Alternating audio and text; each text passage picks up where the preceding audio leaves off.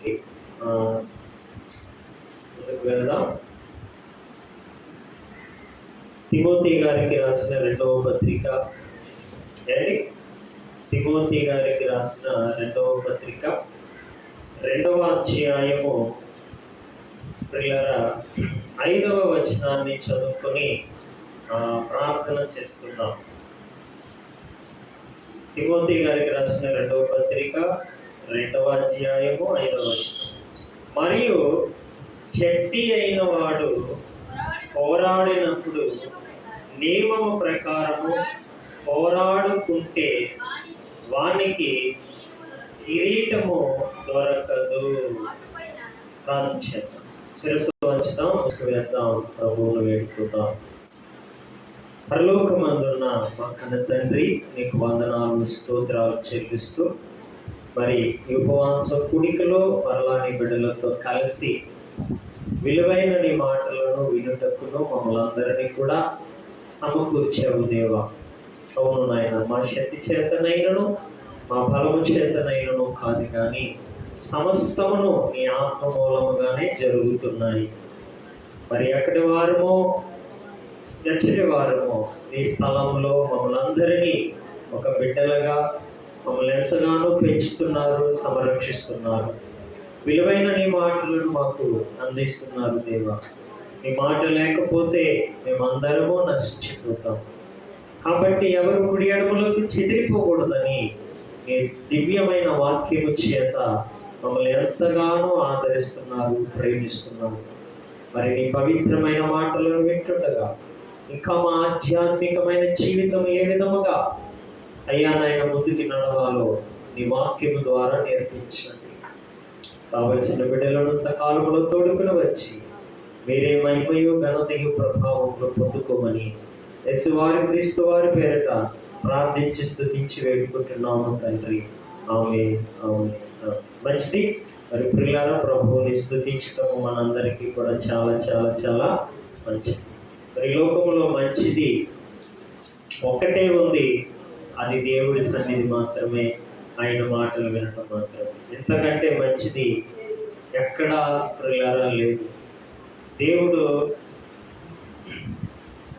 మరింత మంచి సమయాన్ని మనకు అనుగ్రహించి మనలను ఎంతగానో ప్రియులారా పోషిస్తున్నాడు. మరి పోషించిన వాడికే అన్ని హక్కులు ఉంటాయి. ఏంటి హక్కులు ఎవరికి ఉంటాయి? పోషించిన వాడికే హక్కులన్నీ ఉంటాయి. మరి మనలను పోషించేవాడు ఆయనే కాబట్టి మన మీద సర్వాధికారము ఆయనకు మాత్రమే. కాబట్టి ఆయన అధికారానికి మనం ఇప్పుడు ఏం చేయబడాలని అంటే ఏంటి, పూర్తిగా మనం సరెండర్ అవ్వాలి, లేకపోతే లోబడుకోవాలి. అప్పుడే పరిశుద్ధ గ్రంథంలో రాయబడిన ప్రతి మాట మనకి క్షుణ్ణంగా అర్థమవుతుంది, లేకపోతే ఏమాత్రమునో అర్థం కాదు ప్రియులారా. అయితే ఇక్కడ జాగ్రత్తగా మనం ఆలోచన చేస్తే ఈ తిమోతి గారికి రాసిన పత్రిక ఏంటి అంటే, ఇది తన కుమారుడుగా పిలువబడుతూ దేవుని యొక్క సంఘానికి ఏంటి మూల స్తంభముగా నిలబడి అనేకమైన ప్రజలకు దైవ సందేశాన్ని మరి అందించబోతున్న తిమోతి గారికి ఎన్నో ఆధ్యాత్మికమైన విషయాలు పౌలు గారు ఏం చేస్తున్నారంటే ఆయనకి తెలియపరుస్తున్నాడు. పౌలు గారేమో అనుభవశాలి కాబట్టి, ఈయన ఇంకా ఎదిగే వయసులో ఉన్నాడు కాబట్టి, నేర్చుకునే విధానంలో తిమోతి గారు ఉన్నారు కాబట్టి ఈయనకి చాలా విషయాలు పౌలు గారు ఏం చేస్తున్నారంటే ప్రియులారా తెలియపరుస్తున్నారు. ఎప్పుడు కూడా దేవుడు మనకి ఏదైనా తెలియపరచాలని అంటే ముందుగా వినడం నేర్చుకోవాలి. ఏం చేయాలండి? వినడం నేర్చుకుంటేనే దేవుడు ఏదైనా నేర్పుతాడు, ఎవరైనా నేర్పుతారు. వినే తత్వం లేని వారికి నేర్పడం అనవసరం. దేవుడు కూడా అదే చేస్తాడు ఎప్పుడు కూడా. మనకి వినే మనసు ఉంటేనే ఏ విషయాన్నైనా చక్కగా నేర్పుతాడు. వినే తత్వం లేనప్పుడు వదిలేస్తాడు. అదే మనం బైబిల్ గ్రంథంలో చూస్తాం. వారు దేవునికి చోటు ఇవ్వనకపోవటం వలన దేవుడు వారిని ఏం చేశాడంటే వదిలేశాడు. ఏంటి? దేవునికి వారు ఏమవ్వలేదంట, చోటు ఇవ్వలేదు. అంటే వినడం నేర్చుకోవట్లేదు. వినడం అనే తత్వం వారిలో కనబడతలేదు. అందుకే దేవుడు ఏం చేశాడంటే వారిని వదిలేయడం వలన చేయరాని కార్యములను చేయటము ప్రారంభించారు. ఈరోజు సమాజంలో చాలా మంది ఎందుకు అనేకమైన చేయరాని కార్యాలు చేస్తున్నారు అంటే వారందరినీ దేవుడు ఏం చేశాడనంటే వదిలేశాడు. అంటే ఎవరు? అన్ని జనులు కాదు, దేవుని బిడ్డలే. దేవుడు ఏం చేశాడు? వారిని వదిలేశాడు. అర్థమవుతుంది కదా? ఎందుకు వదిలేశాడు? దేవుడు అన్ని చెప్పినా, అన్ని చూపిస్తున్నా ఇంకా దేవుడి మీద సరైన అవగాహన లేకపోవటం వలన, దేవుణ్ణి దేవుడిగా ఆరాధించకపోవటం వలన దేవుడికి ఏమొస్తుందనంటే కోపం వస్తుంది. ఎవరికైనా వస్తుంది. చెయ్యరాని చెప్పినా సరే చేయకపోతే నీకు నీ పిల్లల మీద ఎలాగైతే వస్తుందో ఆయనకి కూడా వస్తుంది. అది రాకుండా మనం ఏం చేసుకోవాలంటే జాగ్రత్త పడాలి. నా దేవుడు నన్ను చూసి సంతోషిస్తున్నాడా, కోపగిస్తున్నాడా అనేది ఎలా మనకు తెలుస్తుంది అంటే లేఖనాల ద్వారాగానే మనకి తెలుస్తూ ఉంటాయి. అయితే ఇప్పుడు ఈ తిమోతి గారు వినడంలో చాలా ఎలా ఉన్నాడంటే ఆతృత కలిగి ఉన్నాడు.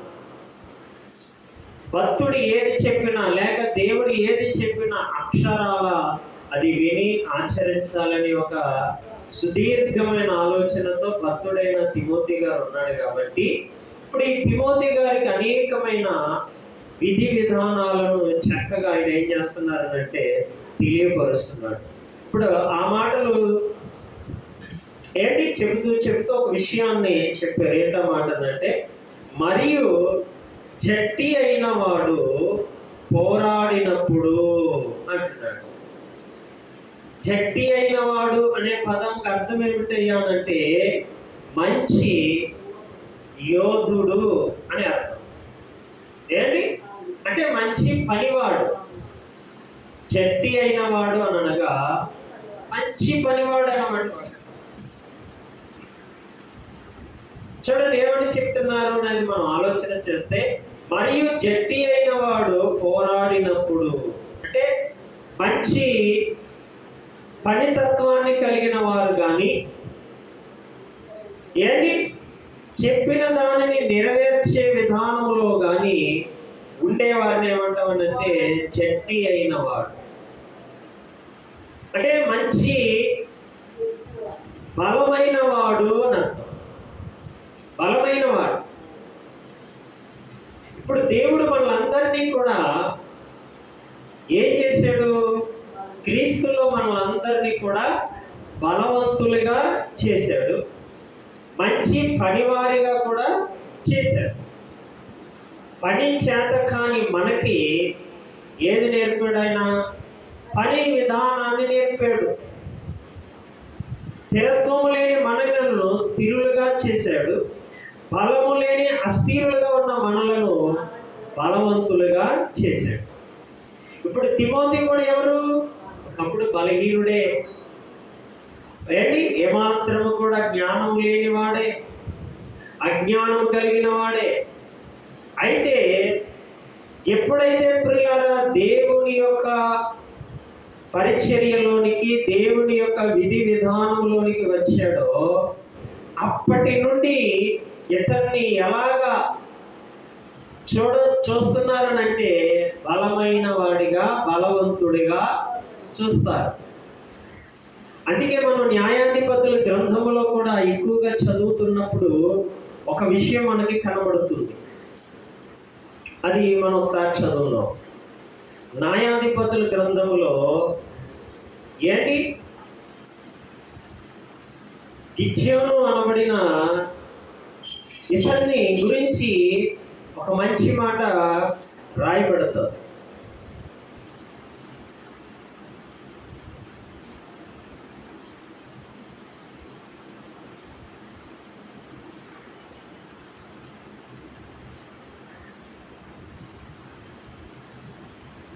ఏంటి ఆ గిద్యోను గురించి ఒక విషయం మనం కానీ జాగ్రత్తగా చదివితే,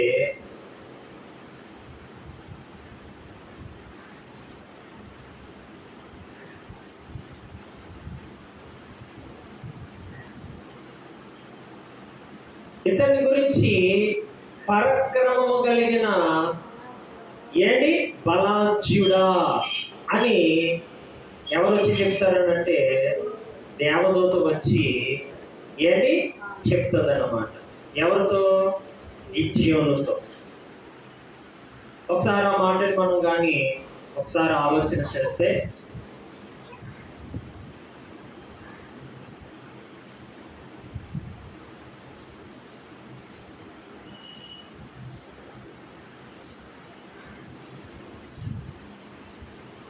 ఏంటి 6వ అధ్యాయము 12వ వచనములో, యెహోవా దూత అతనికి కనబడి, పరాక్రమము గల బలాజ్యుడా, యెహోవా నీకు తోడై ఉన్నాడని అతనితో అనగా. చాలు. ఎవరు? గిద్యోను. అప్పటికి గిద్యోను ఇంకా ఎవరుగా ఉన్నాడు? పిల్లవాడిగానే ఉన్నాడు, చిన్నవాడిగానే ఉన్నాడు, లేక యవన ప్రాయంలోనే ఉన్నాడు. అయితే ఈ వ్యక్తిని చూసి దూత ఏమని సంబోధిస్తుందనంటే, యెహోవా దూత అతనికి కనబడి, ఎవరికి? గిద్యోనుకి కనబడి ఆ గిద్యోనుతో అంటుంది, పరాక్రమము కలిగిన బలాజ్యుడా అంటుంది. ఆలోచించండి, అంతకు ముందు ఈ గిద్యోను ఏమైనా యుద్ధాలు చేశాడా అనేది మనం ఆలోచిస్తే ఏమీ చేయలేదు. ఏమైనా చేశాడా? ఏమీ చేయలేదు. కానీ దూత వచ్చి ఏమంటుంది? ఏంటి నువ్వు ఎవరివంట? ఏంటి నువ్వు బలాజ్యుడు అంటుంది. పరాక్రమము కలిగిన బలాజ్యుడవు అని అంటుంది. ఎవరిని? ఒక వ్యక్తి. దూతే ఎలాంటిదండి? దూత ఎలాంటిది? ఎంత సైన్యాన్నైనా ఓడించగలిగిన శక్తి సామర్థ్యతలు కలిగినవి దూతలు. తెలుసు కదా, ఒక్క దూత అనేక లక్షల ప్రజలను ఒక క్షణములో ఏంటి పడగొట్టేయగలవు. అలాంటి దూత వచ్చి ఇప్పుడు ఎవరితో మాట్లాడుతుందంటే, ఒక గిద్యోను దగ్గరకు వచ్చి, అయ్యా నువ్వు చిన్నవాడు కాదు, నువ్వెవరట? పరాక్రమము కలిగిన బలాజ్యుడవు అనగానే ఈ గిద్యోనికి ఏం అర్థం కావడం లేదు. ఏంటి? ఫిలిష్తీయులకు భయపడిపోతున్నాడు అప్పటికే. ఎవరు? ఈ గిద్యోను, లేక శత్రువులు మిద్యోనీయులకు భయపడిపోతున్నాడు. శత్రు సమూహం అంతటికీ కూడా ఏమైపోతున్నారు? అడ్డిపోతున్నారు, భయపడిపోతున్నారు. అమ్మో వీళ్ళు వచ్చి మమ్మలను ఎత్తుకుడిపోతారు, మమ్మలను, మా కుటుంబాలను, మా యొక్క కలిగి ఉన్న వాటిని అన్నిటినీ దోచుకొని పోతారని వీరే అడ్లిపోతుంటే, భయపడిపోతుంటే, ఈలోగా దోత వచ్చి అంటుంది, అయ్యా నువ్వు ఎవరు అని అంటే, పరాక్రమము కలిగిన గొప్ప బలాజ్యుడు అనగలనే. దానికి ఏమీ అర్థం కావడం లేదు. చూసారా? ఏమీ అర్థం కావడం లేదు. అవును, నిజమే. దేవుడు కొన్ని విషయాలు మనకి చెప్తున్నప్పుడు మనకి బేగా అర్థం కావు. అప్పుడు అనుకుంటా, నేను ఎక్కడ యుద్ధం చేశాను, నాకేంటి పదజాలాలు ఉపయోగించబడుతున్నాయని అనుకుంటాం. కానీ ఆశ్చర్యం ఏంటంటే ప్రియులారా, మహోన్నతుని చాట ఉన్న ప్రతి మనుష్యుడు కూడా ఎలాంటి వారు అంటే పరాక్రమము కలిగిన బలాజ్యుడే. ఇప్పుడు దావీదు ఉన్నాడు, అతనికి ఏమి యుద్ధం తెలుసా? ఏ వయసులో? ఆ వయసులో. ఏంటి ఏమైనా తెలుసా? బాలుడు. సింహాన్ని చీల్చాడు. ఏంటి? ఎలుగుబంటిని చీల్చాడు. ఏంటి అతనికి అసలు ఏమైనా తెలుసు? యుద్ధ నైపుణ్యత ఏమైనా తెలుసా? క్రూర మృగాలతో యుద్ధం చేయడం ఏమైనా ఆయన వారికి తెలుసా అంటే ఏమీ తెలియదు, ఏమాత్రమును తెలియదు. కానీ ఎలాగ ఓడించారు ఆలోచించండి. దేవుడు చాటున ఎవరున్నారు? ఆ భక్తులు ఉన్నారు కాబట్టి వారికి ఎలాంటి పదజాలలో ఉపయోగించబడుతున్నాయి అంటే పరాక్రమమును కలిగిన బలాజ్యులు. ఎవరి పక్షాన ఉంటే ఆ పదజాలాలు మనకు వస్తాయి అనేది ఆలోచన చేస్తే, దేవుని పక్షాన మనం నిలబడితేనే ఆ పదజాలాలు మనకి వినబడతాయి. దేవుని పక్షాన కానీ మనం లేకపోతే నిన్ను నన్ను ఏమని పిలువబడతారనంటే చేతకానివాడా. ఏమంటారు అమ్మ, ఏమంటారు? నీకు వచ్చిన పదం ఏంటంటే అప్పుడు చేతకాని దద్దమ్మ, చేతకాని వాడవు. ఎవరికి దూరంగా ఉంటే? అదే దేవుల్లో ఉంటే పరక్రమము కలిగిన బలాజ్యుడా అనే పదజాలమే నిన్ను ఎవరంటారంటే దూతల సహితము ఏంటి నేను ఒప్పుకోవలసిందే. ఎందుకనంటే నువ్వు మహోన్నతుని చాటున ఏం చేయబడుతున్నావు? బలం పొందుకుంటున్నావు. ఆ మహోన్నతుని చాటున నువ్వు నివసిస్తున్నావు. ఆయన ఇచ్చిన ప్రతిదీ నువ్వు త్రాగుతున్నావు, భుజిస్తున్నావు. అందుకే ప్రియులారా, నీలో ఉన్న బలము సామాన్యమైనది కాదు. దుర్గములను సహితము పడద్రోయే చాలేనంత ఏంటి శక్తివంతమైన బలార్జులు ఎవరు అంటే దేవుని బిడ్డలుగా ఉన్నవారమైన మనమే. అందుకే పరిశుద్ధమైన గ్రంథము ఎప్పుడూ కూడా ఒకటి చెప్తా ఉంటుంది, యుద్ధం ఎవరిదంట? సరే, యుద్ధం ఎవరిదంట? అందుకే ద్వితీయోపదేశ కాండములో ఒక మంచి మాట కానీ మనం చదివితే 20వ అధ్యాయము ప్రారంభ వచనములో ఏంటి? ద్వితీయోపదేశ కాండం 20వ అధ్యాయం ప్రారంభ వచనంలో నీవు నీ శత్రువులతో యుద్ధమునకు పోయి గుర్రములను రథములను మీకంటే విస్తారమైన జనము చూచినప్పుడు వారికి భయపడవద్దు. ఐగుప్తు దేశములో నుండి నిన్ను రప్పించిన నీ దేవుడిని యెహోవా. అంతేకాదు,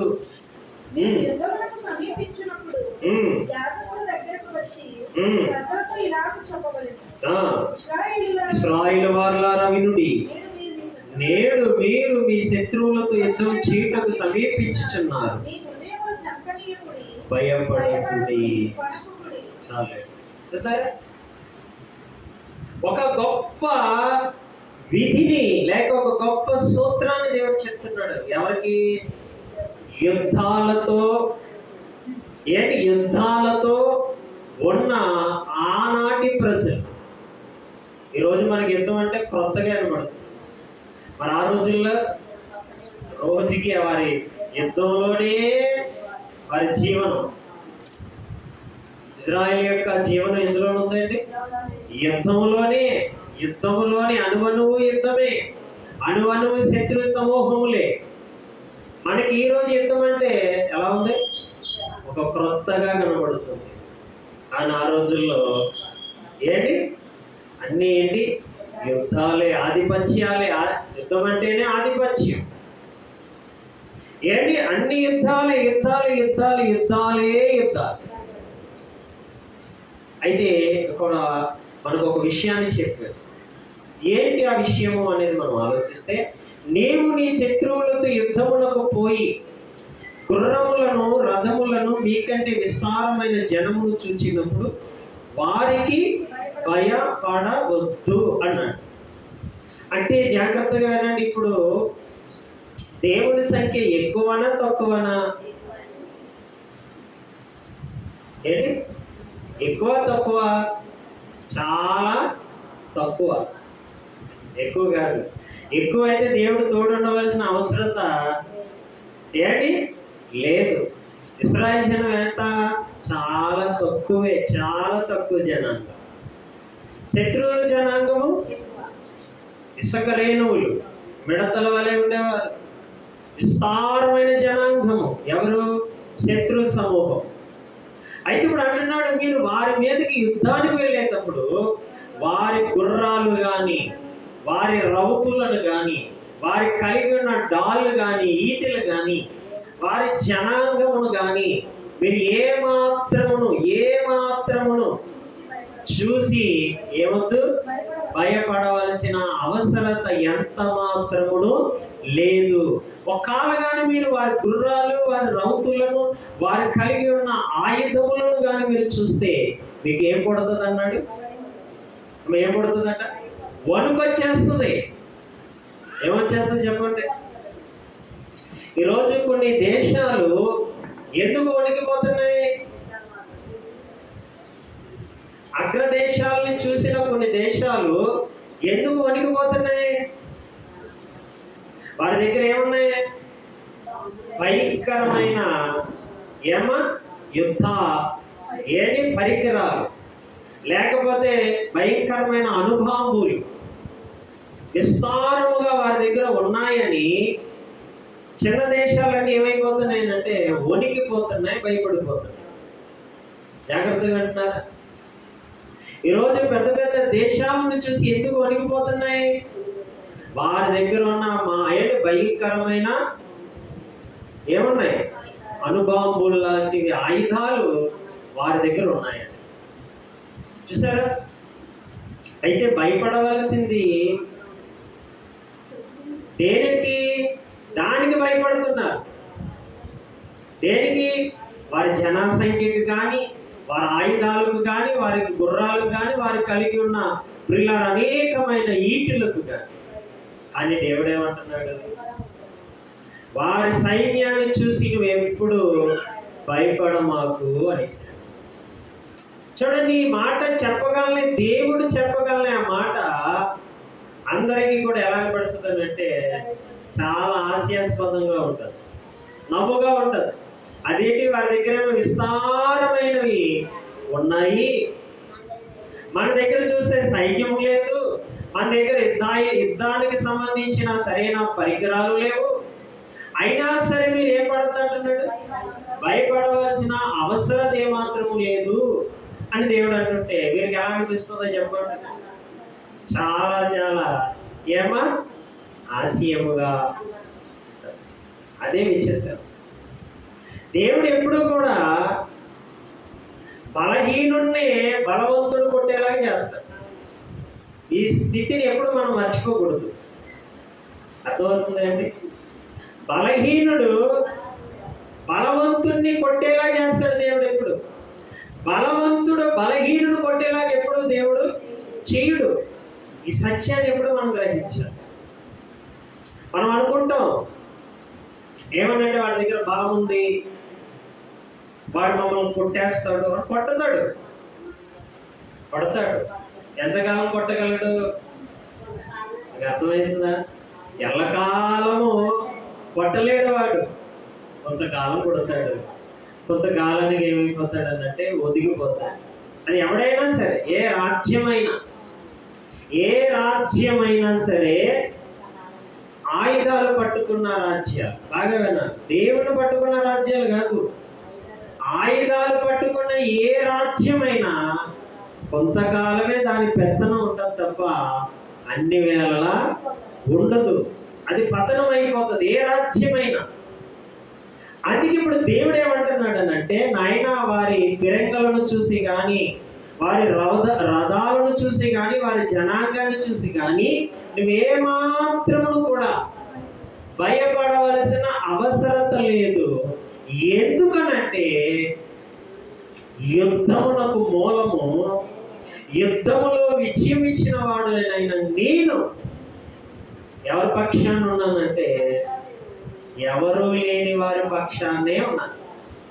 ఇశ్రాయేలు కూడా జనాభాగా కాదు, ప్రపంచ జనాల్లో చూస్తే ఆనాడు అన్ని జనాంగములు అన్నిటిలో చూస్తే ఇశ్రాయేలు సంఖ్య శాసం మాత్రమే. ఎంతండి? చాలా తక్కువే. అందుకే దేవుడు అంటున్నాడు ఇక్కడ, వారి జనాంగాన్ని చూసి ఏ మాత్రమును భయపడవలసిన అవసరం లేదు. యుద్ధం ఎవరిదన్నట్టు? మీది కానే కాదు. మీరు కానీ యుద్ధం చేస్తే మీరు అన్ని లెక్కించుకోండి. మీ ఖండబలం ఎంతో, మీ ధనబలం ఎంతో, మీ రౌతుల బలం ఎంతో, మీ దగ్గర ఈటులో ఉన్న బలం ఎంతో ఏం చేయాలి? మీరు లెక్కించుకోండి. ఎవరు లేకపోతే, అర్థమవుతుందా మనకి? దేవుడు లేకపోతే నువ్వన్నిటి మీద ఆధారపడు. అది ఏంటంటారు, సమానమే. కానీ దేవుడు ఉండగా మనం వేటి మీద ఆధారపడవలసిన అవసరం లేదంటున్నాడు. అంటే యుద్ధ ఆయుధాల మీద ఆధారపడవలసిన అవసరం లేదు. అందుకే యుద్ధం ఎవరిదన్నాడు. ఇప్పుడు జాగ్రత్తగా వింటున్నారు. యుద్ధం ఎవరిది? దేవుడిది. దేవుడే మీ దగ్గర, మీరు బలహీనులు తెలుసు కదా. ఆనాడు మనం మోషే గారు కానాను భూభాగానికి పంపిస్తాడు 12 గోత్రకర్తలు. ఎంతమందిని? ఒక్కొక్క గోత్రము నుండి ఒక్కొక్క పెద్దవాడిని ఏం చేస్తాడంటే దేవుడు, అది మోషే గారి ద్వారా పంపిస్తాడు. వెళ్ళి చూసేనండి ఆ కానాను భూభాగాన్ని మనం స్వతంత్రించుకోబోతున్నాం అని ప్రియులారా మోషే గారు 12 గోత్రకర్తలను పంపించినప్పుడు వీరందరూ కూడా ఏం చేస్తారు? ఆ కానాను భూభాగానికి వెళ్తారు. ఆ కానాను భూభాగంలో అప్పటికే ఎవరున్నారంట? నెఫీలీయులు. ఎవరున్నారు?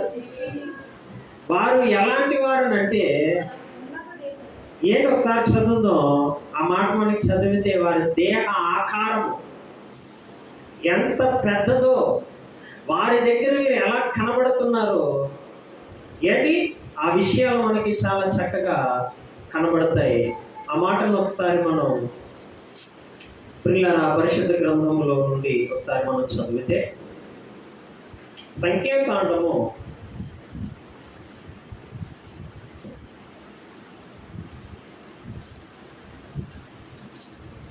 13వ అధ్యాయము ఏంటి, మీరు ప్రారంభ వచనము నుండి చదివితే అక్కడ మనకి షార్ట్ కట్, అంటే మనం త్వరగా చదివేస్తే 12 గోత్రకర్తలు ఏం చేశాడు ఆయన? కానాను భూభాగానికి పంపించాడు. అప్పుడు వీరందరూ కూడా ఏగుల వారిగా వెళ్ళారు. ఎవరు? ఇశ్రాయేలు. వెళ్ళినప్పుడు చూశారు, అక్కడ జనాంగాన్ని చూశారు, అక్కడ భూభాగాన్ని చూశారు, అన్నీ చూశారు. మరి వెళ్ళిన వారు ఉన్న వారికి ఏమని చెప్పాలి? సమాచారాన్ని అందించాలి. మనం వెళ్ళగలమా, వెళ్ళలేమా, అక్కడ జయించగలమా, జయించలేమా, ఇవన్నీ కూడా ఎవరికి చెప్పాలి? చూసిన వారు మాత్రమే, చూడలేని వాడు చెప్పలేడు. అందుకే మోషే ఏం చేసాడు? వారు అందరినీ పంపించాడు 10 గోత్రాల వారు. అప్పుడు ఆ 10 గోత్రకర్తలు ఏమని మాట్లాడుతున్నారు అని అంటే, ప్రియులారా ఏంటి, చివరి వచనం దగ్గరికి మనం వెళ్ళిపోతే, అంటే 32వ వచనంలో, మరియు వారు తాము సంచరించి చూచిన దేశమును గూర్చి ఇశ్రాయేలుతో ఏ సమాచారాన్ని చెప్పారట? ఎవరు? చూసిన వారు. ఎవరంటమ్మా? చూసిన వారు ఏం చెప్పాలి? ఏదైతే చూసావో అదే చెప్పాలి. కలపకూడదు, తీయకూడదు. మరి ఎందుకు పంపించాడు? నువ్వేం చూసావో అది చెప్పడానికే కదా పంపించాడు. అప్పుడు నువ్వేం చేయాలి? నువ్వు చూసితే చెప్పాలి. ఏంటి అన్నీ చెబితే అందరిలో కూడా ఒక ధైర్యం వస్తుంది, ఒక మంచి వ్యూహం అనేది తయారవుతుంది. అయితే వీరేం చేశారట అంటే 12 గోత్రకర్తల్లో 10 గోత్రాల వారు ఏం చెప్పారనంటే చెడ్డ సమాచారాన్ని చెప్పేశారు. చెప్పేయగలనే ఇప్పుడు 10 మంది మాటలు తీసుకుంటారా, ఇద్దరు చెప్పిన మాటలు తీసుకుంటారా? ఏమా మనం ఎప్పుడు కూడా ఎలా లెక్కేస్తామంటే ఎక్కువ మంది ఏం చెప్తారో అదే తీసుకుంటాం. కానీ ఒక్కడుండి నిజం చెప్పాడు అనుకోండి, ఎవడో తీసుకోండి. అదే తలపోటు వచ్చింది. ఒక్కడుండి నిజం చెప్పండి, ఆడి మాట ఎవడో చెప్తాడు. 10 మంది అబద్ధాన్ని గట్టిగా చెప్తున్నప్పుడు లేకుండా చెప్పరు కదా. ఈరోజు ప్రపంచంలో ఎలా ఉందంటే ఇదే తంతు. అబద్ధాన్ని వేల మంది చెప్తున్నారు, అందుకని నిజముగా పరిగణింపబడుతుంది. సత్యాన్ని ఒకడు, ఇద్దరు, ముగ్గురు, 10 మంది చెప్తున్నారు, దానికి ఏమి లేదని అంటే బలం లేకపోయింది. ఏంటి దాన్ని నిజముగా ఎవడో కూడా అంగీకరిస్తారు. చూసారు ఎలా తయారైపోయారు? అందుకే నేటి సమాజం చాలా ప్రమాదంలో ఉంది. అర్థమవుతుందా మనకి? అంటే జనాసంఖ్య ఏది ఎక్కువ ఉంటే అదే నమ్ముతుంది ప్రపంచం. జనాసంఖ్య తక్కువ ఉన్నదా చెప్పేది ఏమాత్రం తీసుకోదు. అందుకే దేవుడు ఈ విషయాలన్నీ కూడా రాయించాడు. యుగాంతంలో ఉన్న మనందరికీ కూడా బుద్ధి కలగడానికి, జ్ఞానం కలగడానికి ఈ విషయాలు మరలా దేవుడు, తండ్రి అయిన దేవుడు మనకి చక్కగా విశదీకరిస్తున్నాడు, అంటే తెలియపరుస్తున్నాడు. ఏడుకొచ్చిన వారు అంటున్నారు, మరియు వారు తాము సంచరించి చూచిన దేశమును గురించి ఇశ్రాయేలుతో ఏం చెప్పేశారట? చెడ్డ సమాచారాన్ని చెప్పి, మేము సంచరించి చూచిన దేశము, చూడండి, తన నివాసులను భక్షించు దేశం, దానిలో మాకు కనబడిన జనులందరూ ఉన్నత దేహులు, అక్కడ నెఫీనీల సంబంధులైన అనాకు వంశపు నెఫీనీలను చూచితిమి, మా దృష్టికి మేము విడతల వలె ఉంటుంది. అంతేనండి. ఒక చేదేరు ఇశ్రాయేలు ప్రజలలో తక్కువని పడేశారు. ఏమేశారు? ఏమేరు? మధురముగా ఉన్న వారి జీవితాలలో ఈ 10 గోత్రాల వారు వెళ్ళి ఏం చేశారనంటే చేదేరు చేసేసారంట. మామూలుగా ఉంటుందా? ఇక మామూలుగా ఉంటుందా చెప్పండి. ఏమా ఒకటి చెబితేనే అబద్ధాన్ని తట్టుకోలేకపోతున్నాయి ఈ కాలంలో, ఏకంగా 10 మంది చెప్పేస్తే ఇంకెలా ఉంటుందో చెప్పండి. మామూలుగా ఉంటుందా? సొనుగుడు ప్రారంభం. ఏం ప్రారంభం అవుతుంది? ఇంకా అక్కడ నుండి మొదలైందండి. ఏంటి? ధైర్యం కాదు, సొనుగుడు. ఒక్కొక్కడికి నరాలు తెంపేశారు. ఎవరు? ఈ 10 మంది కలిపి నరాలు ఏం చేశారు? తెంపి పడేశారు. ఉన్న చోటనే వారు ఏమైపోయారంటే పడిపోయారు. వారు ఎలా కనబడుతున్నారంటే వారి దృష్టికి, చూసారు ఎలా గణేశారు? వారు ఎలాంటి వారట? ఉన్నత దేహులు, అంటే తాడి చెట్టులా ఉన్నారు. ఇశ్రాయేలే ఆజాన్ బాబు చదువుతాం కదా మనం. ఏంటి? ఇశ్రాయేల్ అంటేనే ఎత్తుగా ఉండేవారు, చాలా బలవంతులు, చాలా ధైర్యంగా ఉంటారు, బలంగా ఉంటారు. ఇలాంటి వారే వారి దగ్గర ఎలా కనబడుతున్నారంట? వాడేమో ఒక్కొక్కడు నెఫీనీలు అనబడిన వారు ఎలా ఉన్నారంట? తాడి చెట్లులా ఉన్నారంట. ఏ చెట్లు? తండి చెట్లు కంటే కొంచెం తాడి చెట్లు కొంచెం మనకి ఎత్తుగా కనబడుతుంది కదా, అలా ఉన్నారంటే. ఆ దగ్గర మేము ఎలా ఉన్నామనంటే మిడతలాగా ఉన్నామని అనగానే ఇప్పుడు వీళ్ళందరిలో ఏమొచ్చిందనంటే భయం పుట్టుకుంది. ఇంకా అడిగేస్తారా చెప్పండి? ఏమా అడిగేస్తారా? అడుగు పడుతుందా? సరే, అలాగా వాళ్ళందరినీ ఏం చేశారంటే బలహీనులుగా చేసి పడేశారు. ఎవరు? దేవుని బిడ్డలే దేవుని బిడ్డలు ఏం చేశారు? అదనమాట. అంటే మరి వీరికి తెలియదా? మరి ఎంతకాలం మనం యుద్ధాలు చేసింది, ఎంతకాలం దేవుడు మనల్ని నడిపించింది మన బలమా, మన శక్త, మన యోగాల కాదు కదా. అర్థమైందండి? మరి ఎంతకాలం వారు ప్రయాణంలో ఎన్ని యుద్ధాలు చేశారు, ఎన్ని విజయాలు ఎక్కడైనా అపజయించాడా? లేదు. అన్నీ జయించుకుంటూనే వచ్చారు. ఎక్కడ కూడా వారికి ఈ 40 సంవత్సరాల యుద్ధాలలో వారికి ఎక్కడ కూడా ఏ లేదు, అపజయమన్న మాటే వినబడలేదు. చూసారా? ఇప్పుడు శత్రువు వచ్చి చెప్పాడంటే వింటారా? వింటారా? నువ్వెవడవరా మాకు చెప్పడానికి? మా దేవుడు గొప్పవాడని మనం ఎవరితో ఢీకొంటాం? శత్రువుతో ఢీకొంటాం. శత్రువు ఏది చెప్పినా మనం వినం, పెడతాం. ఎందుకంటే ఆడి నోట వచ్చేది సరైనది కాదు అనే నిర్ధారణ మనకుంది. అందుకే ఇప్పుడు దుష్టుడు ఏం చేశాడనంటే శత్రువుతో కాదు మాట్లాడించవలసింది. ఎవరితో మాట్లాడాలి? స్వజనులతోనే చెప్పించాలి, స్వజనులతోనే వారి బలాన్ని బలహీనముగా చేయాలని దుష్టుడు ఇప్పుడు ఎవరిలో దూరాడనంటే ఈ 10 మంది గోత్రకర్తల్లో దూరి ఏమని సమాచారాన్ని అందించాడనంటే చెడ్డ సమాచారాన్ని అందించేశాడు. ఇప్పుడు వీళ్ళందరూ ఏమైపోయారు? ఈ లక్షల మంది బలహీనులైపోయారు. ఇంకా అక్కడ నుండి మొదలైందండి. మామూలు కాదండి. ఏంటి? అందుకే బైబిల్ గ్రంథంలో ఉంటుంది. ఎలాంటిదనంటే గయ్యాలతో ఏంటంటాడంటే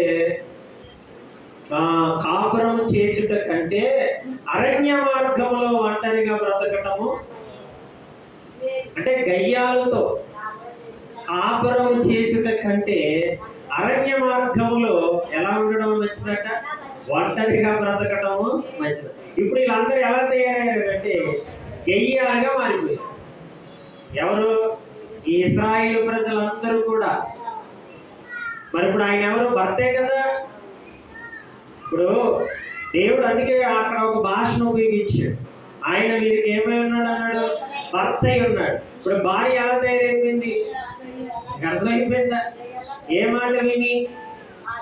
చెడ్డ సమాచారాన్ని విని ఇప్పుడు ఈ భార్యలుగా పిలువబడ్డ ఇశ్రాయేలు అందరూ ఎలా తయారంటే గెయ్యాలుగా మారిపోయారు.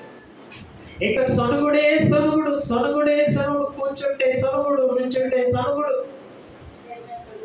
ఇక మామూలు సొనుగుడు కాదు. చూసారా ఎలాగా దుష్టుడు వారిలో ఉండి ఇశ్రాయేలు ఏం చేసేటప్పుడు బలహీనులుగా మార్చేశాడు. అందుకే దేవుడు అంటున్నాడు, నాయనా అయ్యా యుద్ధము మీది కాదు. మనందరికీ అదే ద్వితీయోపదేశ కాండంలో యుద్ధం ఎవరిది? మీది కాదు. మీరు వారి బలాన్ని చూడొద్దు, వారి రౌతులను చూడొద్దు, వారి యొక్క కండ బలాన్ని కూడా చూడొద్దు. కాలం చూశారంటే మీలో ఏది పుడుతుంది అన్నాడు? భయం. ఆమె ఏం పుడుతుంది? ఈరోజు మనం కూడా అంతే కదా. దేవుడు కాదని నువ్వు లోకాన్ని ఒకసారి చూడు, నీకేమొచ్చేస్తుంది? వాళ్ళంతా చెమటలు పట్టేస్తాయి, వణుకు పుట్టేస్తుంది. ఎవరిని పక్కన పెట్టి చూస్తే, దేవుణ్ణి ఒక్క క్షణం పక్కన పెట్టి లోకాన్ని చూస్తే, లేక మన ఫ్యూచర్ ని ఆలోచిస్తే మనకి ఏమొస్తుందండి? మామూలు భయం రాదండి. ఏంటి? అందుకే దేవుడు అన్నాడు, యుద్ధం ఎవరిదంట? యుద్ధం ఎవరిదే? దేవుడిది. దేవుడిది మాత్రమే యుద్ధం. అక్కడ ఎంతటి బలార్జుడు నిలబడినా యుద్ధం ఎవరిది? ఇప్పుడు పరక్రమం కలిగిన బలార్జుడా అని ఎవరిని సంబోధిస్తుంది దూతనంటే గిద్యోనుని చెప్తుంది. ఎందుకని? గిద్యోను కేవలం నిలబడతాడనే మాటకి అర్థం అంతే. ఇప్పుడు మనం ఒకరిని పొగిడేమనుకుంటున్నాను, పాట రాదండి బ్రదర్ మీరు సూపర్ హైలైట్ గా పాడతారని అడగాలని ఏం చేస్తాం? నీకు పాట రాకపోయినా మైక్ పెట్టుకుని స్టేజీ మీదకి వెళ్ళిపోయి ఏం చేస్తారు? పాట పాడేస్తారు. లేదు అంటే వెనకాదలో మనకి ఇచ్చింది ఏంటి? ప్రోత్సాహం. నీకు అర్థమైందా? నీకు సరిగా పాట రానప్పటికీ ఈ నలుగురు చెప్పడం వల్ల బ్రదర్ మీరు బాగా పాడతారండి, చాలా బాగా పాడతారండి అడగాలని మనలో ఒక ఉజ్జీవం వచ్చేసి, ఒక బలం వచ్చేసి, ఒక ధైర్యం వచ్చేసి ఏం చేస్తాం? అక్కడికి వెళ్ళి చక్కగా పాట పాడేస్తాం. ఇక నువ్వు ఎవరిని పట్టించుకోవు. ఎవడో వింటున్నాడు, ఎవడో చూస్తున్నాడు, ఇంకంటే నథింగ్. నీకు పట్టింపు ఉండదు. నీ పని ఏంటి? ఆట పాడడమే, దేవుణ్ణి మహిమపరిచేయడమే. అదే దృష్టిలో ఉంటుంది తప్ప నన్ను ఎవరు చూస్తున్నారు, నన్ను ఎవరు ఏమి ఉండవు. ఇంకా అంటే ధైర్యం చూసారే మనల్ని ఎలాగ నడిపిస్తూ ఉంటుందో అలాగే ఇక్కడ గిద్యోనుతో కూడా దూత ఏమని అంటుందనంటే, అయ్యా నువ్వు సామాన్యమైన వ్యక్తివి కానే కాదు, నువ్వు పరాక్రమమును కలిగిన బలార్జుడవు అనగానే ఇప్పుడు గిద్యోనుకి ఏమొచ్చిందనంటే, ఇది దేవుడు దూతే వచ్చి చెప్పిందనంటే ఎలా ఉంటుంది చెప్పండి? ఏంటి? ఒకనాడు మరియాతో కూడా అదే అంటది, అమ్మా నీవు ఒక కుమారుణ్ణి కనబోతున్నావు, అది నీ శక్తి కాదు, నీ బలము కాదు, అదంతా సర్వోన్నతుని యొక్క దయ వలన మాత్రమే ఈ కార్యం అంతా జరుగుతుంది. కేవలం నువ్వు నిమిత్త మాత్రురాలు మాత్రమే. నువ్వెవరవి? నువ్వు నిమిత్తం మాత్రమే, నీ వల్ల ఏమీ కాదు. కానీ దేవుడు నీ పక్షాన ఈ కార్యక్రమం అంతటిని చేయబోతున్నాడు. మహోన్నతుని సర్వోన్నతుని ఏది శక్తి నిన్ను కమ్ముకోబోతుంది. చూసారా? అనగానే ఇప్పుడు ఆమెలో ఏమొస్తుంది? ఒక ధైర్యం. ఏంటి, నేను దేవుడికి అంత ఇష్టరాలుగా ఉన్నానా, నా దేవుడికి నేను అంత ప్రియమైన దానిగా ఉన్నానని. చూసారా? ఆమెలో ఏమొచ్చింది? ఒక ధైర్యం వచ్చి నిలబడుతుంది.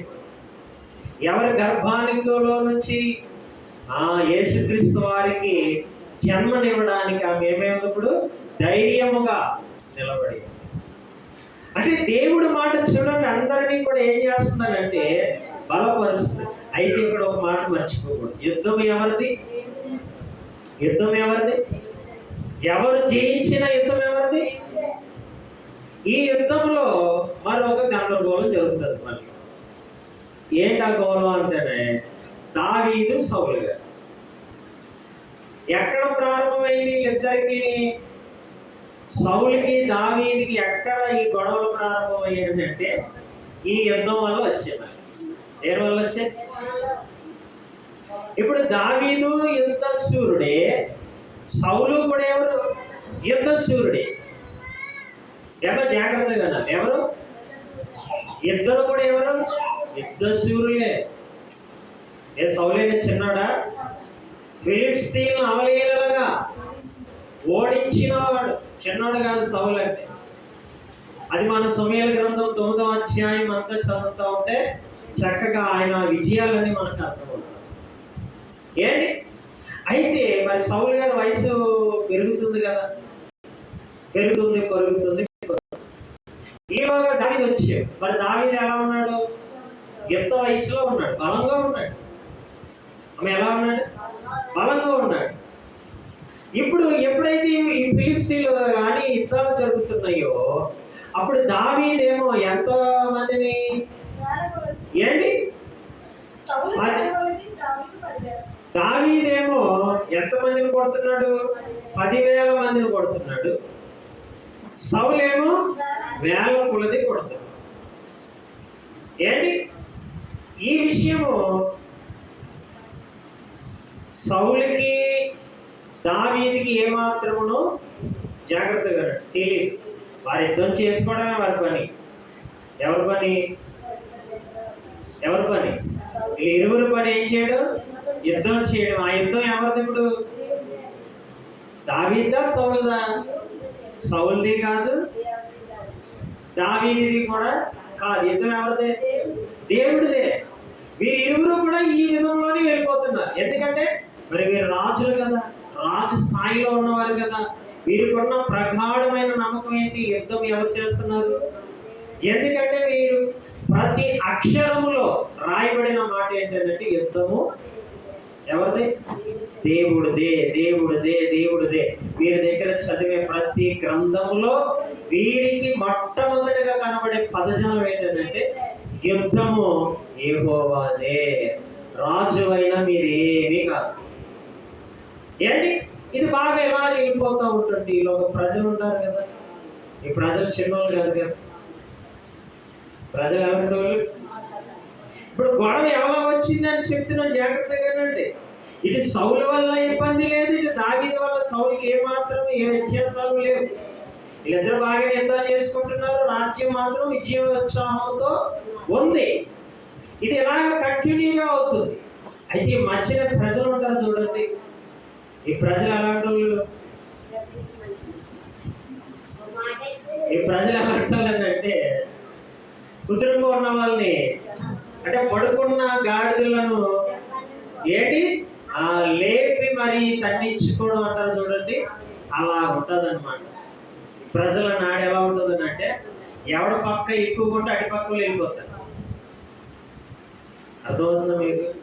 ఎవడ పక్క బలం ఉంటే అటు పక్క వెళ్ళిపోతారు తప్ప అయ్యో అతడు మనకంటే పెద్దవాడు, అతడు కొంచెం వయసు అయ్యింది, ఏంటి ఆయన కూడా మనం గౌరవించాలి ఆయన్ని కూడా మనం సరిగా చూడాలనే సరిగా ఉండదు. ఇప్పుడు ఈ ప్రజలందరూ కూడా ఏం చేశారనంటే, ఈ దావీదునేమో 10,000 కొలది విజయాన్ని ఇస్తున్నాడు, సౌలేమో వేల కొలది. అని ఏం చేశారనంటే, ఒక లోకోక్తి, ఒక సామెతగా, ఒక పాటగా, ఒక కీర్తనగా ఏం చేయడం మొదలెట్టారంటే పాటలు పాడడం మొదలెట్టారు. మీకు అర్థమవుతుందా? దావీదు దృష్టిలో యుద్ధం ఎవరిది? దేవుడిది. సౌలు దృష్టిలో యుద్ధం ఎవరిది? దేవుడిది. మరి ప్రజల దృష్టిలో ఎవరిది? దావీదుదే యుద్ధం. ఎవరిదే? దావీదుదే యుద్ధం అనగానే ఇప్పుడు ఎవరికి వచ్చింది? సౌలుకి కోపం వచ్చింది. అసలు ఈ ప్రజలు కూడా ఏమని చెప్పాలి? యుద్ధం ఎవరిదని చెప్పాలి? దేవుడికే మహిమ, దేవునికే ఘనత, దేవునికే ప్రభావము, దేవునికే ఉన్నతమైన స్థాయి అనాలి. కానీ ఇప్పుడు వీరు ఎవరిని పొగడం మొదలెట్టారనంటే, వ్యక్తిని పొగడడం వల్ల మొదలు పెట్టడం వలన ఇప్పుడు వీళ్ళిద్దరిలో ఏది రాజుకుందని అంటే అగ్ని అనేది రాజుకుంది. అంటే సౌలుకి, దావీదుకి లేదు ఆ తత్వం. ఎవరికి వచ్చింది? సౌలుకి వచ్చింది. ఎందుకంటే సౌలు మరి ఏ స్థాయిలో ఉన్నాడు? రాజ్యాధికారంలో ఉన్నాడు. మీకు అర్థమవుతుందా? అందుకే కొన్ని గొడవలు భార్యాభర్తల వల్ల ఉండవు. మీకు అర్థమవుతుందా? కొన్ని గొడవలు ఎవరి వల్ల ఉండవు? భార్యాభర్తలు ఏ గొడవలో ఉండవు. వాళ్ళు అప్పటికే కొట్టుకోవచ్చు, అప్పటికే తిట్టుకోవచ్చు, అప్పటికే కలిసిపోవచ్చు, ఏకమవచ్చు. కానీ మధ్యలో ఉండదు చూడండి. వీళ్ళు ఎడతారండి అసలైన విత్తనాలు, అసలైన చేదు వేస్తారు. ఇంకంతేనండి, ఇక వారి జీవితంలో ఎప్పుడు కూడా చూసారా కలుసుకోనుకుంటా చేసి పడేస్తారు. అందుకే దేవుడు అంటాడు, ఏంటి మన ఇద్దరి బంధంలో మూడో వాడికి ఎప్పటికీ ఏమవ్వకూడదు అన్నాడు అంటే చోటు ఇవ్వమాకండి. ఇప్పుడు ఆ ప్రజలందరూ పొగుడుతూ ఉంటున్నారు. ఆ పొగుడుదల అసలు యాక్చువల్గా ఎవరికి? దేవుడిది. దేవుడికి చెందాలి ఆ మహిమ. దాని భక్తుడిని కాదు. ఏ భక్తుడు అందుకంటాడు, ఎవ్వరు అతిశయించుటకు. అర్థమైందా? అది అబ్రాహామే అవనివ్వండి, ఒక మోషే అవనివ్వండి, ఏ నరుడు కూడా ఏ విషయంలోనూ కూడా ఏం చేయబడకూడదు అంటే అతిశయించబడకూడదు. అతిశయించబడదు. ఇది ఎవరి చట్టంలో రాయబడి ఉంది? దేవుని చట్టంలో రాయబడి. ఇప్పుడు ఈ ప్రజలు ఏం చేస్తున్నారు? దేవుని చట్టాన్ని చూసారా ఎంత ఏది తేలిగ్గా మార్చేస్తున్నారు. జాగ్రత్తగా ఉండాలి, చాలా జాగ్రత్తగా ఉండాలి. అందుకే యుద్ధం ఎవరిదన్నాడు? సౌలుదే కాదు, దావీదుదే కాదు, మోషేదే కాదు, 12 గోత్ర కృతలు ఎవరిది కాదు యుద్ధం. చూసారా? అందుకే ప్రతిదానికి మూలం ఎవరు? నేను. మరణం అందించేవాడను నేనే, బ్రతికించేవాడను నేనే. నన్ను దాటి మీరు ఏ మాట మాట్లాడకూడదు, చేరకూడదు. ఆ నియమము ప్రకారం ఇప్పుడు మనం వెళ్ళాలి. అదే మాట ఇప్పుడు ఎవరితో చెప్తున్నాడు? పౌలు ఏంటి తిమోతితో చెప్తున్నాడు అన్నమాట. ఎందుకంటే మరి పౌలుకి ధర్మశాస్త్రం అంతా కూడా అవలీలగా తెలిసినవాడు. గొడవలు ఎలా జరిగే చూసారు? ఇప్పుడు ఈ 10 మందిని వచ్చి ఏమన్నారు? వారి సంఖ్య ఎలా ఉందంట? మా బాబాయ్ వారు చాలా ఉన్నతమైన దేవులు, మనం అందరం వాళ్ళ దగ్గర ఎలా ఉన్నాం? మిడతలా ఉన్నాం, నలిపి పాడేస్తారు మనలను అనగానే ఇప్పుడు ఇశ్రాయేలు అందరిలో కూడా ఏం ప్రారంభమైందంటే వెనకడుగు వేయడం ప్రారంభమైంది.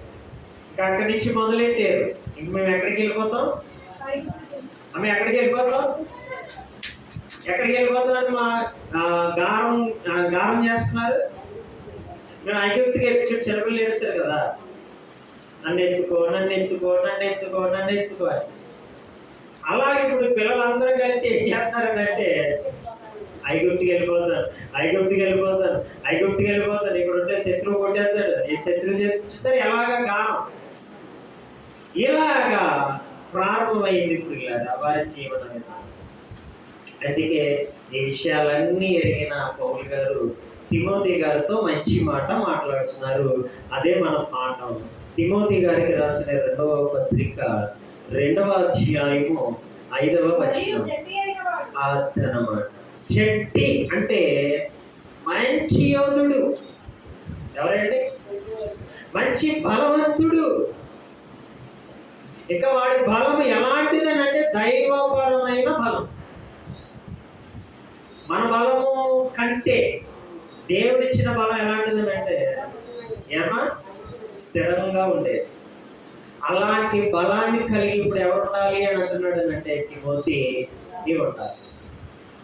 అందుకే అక్కడ ప్రస్తావించబడిన మాటని కానీ ఒకసారి మనం ఆలోచన చేస్తే 5వ వచనంలో అంటున్నాడు, మరియు జట్టి అయిన వాడు పోరాడినప్పుడు నియమము ప్రకారముగా పోరాడుకుంటే వానికి ఆజ్ఞానము. ఇప్పుడు నీ నియమము నా నియమము ఏంటి? ఏంటి ఎలా ఉండాలంట?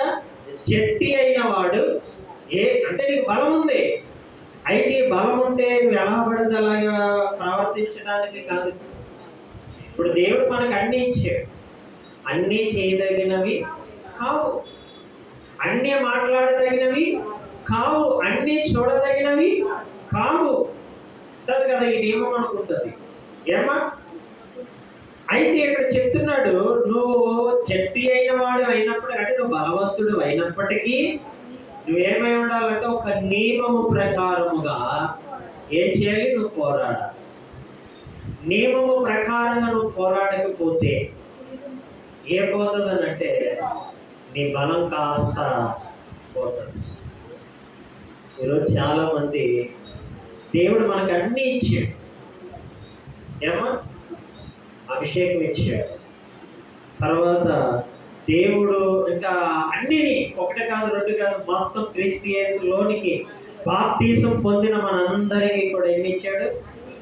ఇది ఇవ్వలేదు అనడానికి లేకుండా అన్ని శక్తులు, అన్ని బలాలు, అంత జ్ఞానాన్ని సర్వ సమృద్ధిగా ఇచ్చేశాడు. ఒకప్పుడు అజ్ఞాన కాలం కాబట్టి దేవుడు దాన్ని చూసి చూడకుండా వదిలేసి యేసుక్రీస్తు వారి లోకానికి వచ్చిన తర్వాత సమస్తాన్ని బోధించి దేవుణ్ణి, తండ్రి అయిన దేవుణ్ణి ఎలాగ ఆరాధించాలో, మనం ఎలాగ ఉండాలో మొత్తం ఒక నియమం అనేది నేర్పించేశాడు. ఆయన కూడా బలవంతుడే, ఆయన కూడా ఎలాంటి యుద్ధం చేశాడు? నియమము ప్రకారముగానే యుద్ధం చేశాడు. అందుకే ఆయనకి ఏం లేదు, ఓటమి లేదు. ఏం లేదు ఆయన ఏ ప్రకారంగా వెళ్ళాడు? నియమము ప్రకారంగా యుద్ధము చేశాడు కాబట్టి ఆయనకి ఎక్కడ ఏమి లేదనంటే అపజయం అన్నదే రాలేదు. ఇప్పుడు దేవుళ్ళలోనికి, క్రీస్తులోనికి వచ్చిన మనము కూడా ఎలాగా యుద్ధం చేయాలి అని అంటే నియమము ప్రకారముగానే వెళ్తేనే ఇప్పుడు మనకేం దొరుకుతుంది? దేవుడు కూడా, యేసుక్రీస్తు వారికి కూడా ఏం దొరికింది? కిరీటం. అంటే రాజ్య సింహాసనం ఎలా వచ్చింది? ఆయన కూడా నియమము ప్రకారముగానే పోరాడాడు, యుద్ధం చేశాడు, దురాత్మలతో, మనుషులతో, అన్నిటిలతో పోరాడాడు. అందుకే ప్రియులారా, ఆయన కొరకు ఏముంది? జీవ కిరీటం. తండ్రి కుడి పార్శ్వమున కూర్చుని అధికారము ఆయన ఏంటి వచ్చి.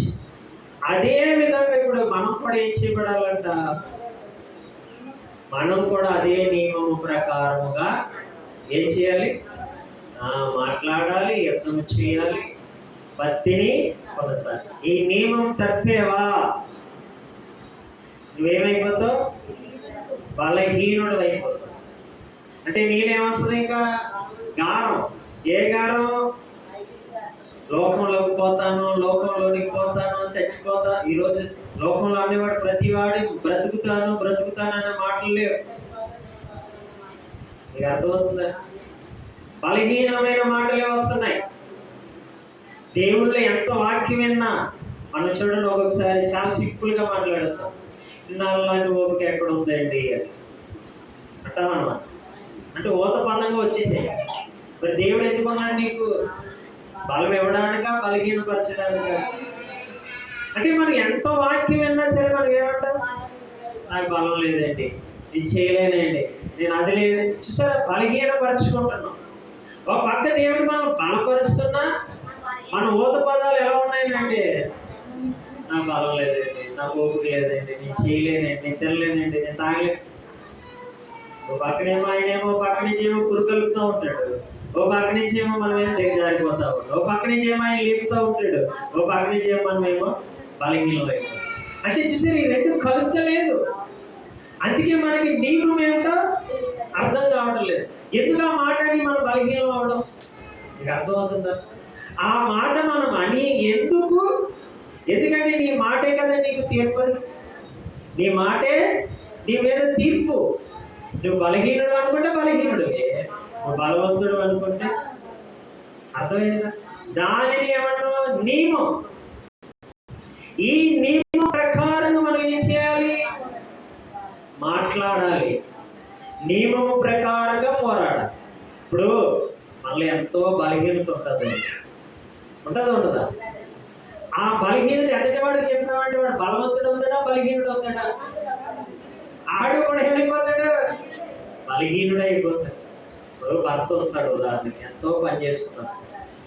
ఎంతో పని చేసుకుని వచ్చి అలసిపోతాడు.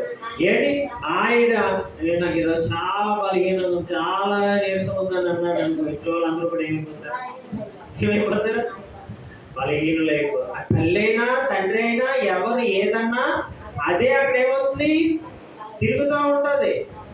నీకు ఎంత బలంగా ఉన్నా, బలహీనుడుగా ఉన్నా, నువ్వు ధైర్యంగానే బిడ్డలు ఏం చేయాలి? అర్థమవుతుంది. ఇట్లా ఎంత ఆర్థిక పరిస్థితి ఉన్నా మనం ఎలా ఉండాలి? ధైర్యంగానే ఉండాలి, బలంగానే ఉండాలి. ఎన్ని సమస్యలు ఉంటాయి, నువ్వు ఆ సమస్యను బట్టి కృంగిపోయి ఉంటే నీకు ఏమొస్తుంది? వల్ల ఏమీ రాదు, ఇంకా నీరసించిపోతావు. అందుకే మనం నీలో ఎంత బలహీనం ఉన్నా నువ్వు ఆ మాటలు అనకూడదు.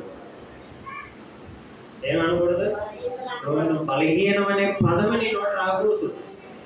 మరి ఎందుకు ఆ వాక్యం చదవడం అలాంటప్పుడు మగోన్నతిని చాటు నివసించటం? ఇంకా ఆ మాట తీసేసుకోవాలి కదా.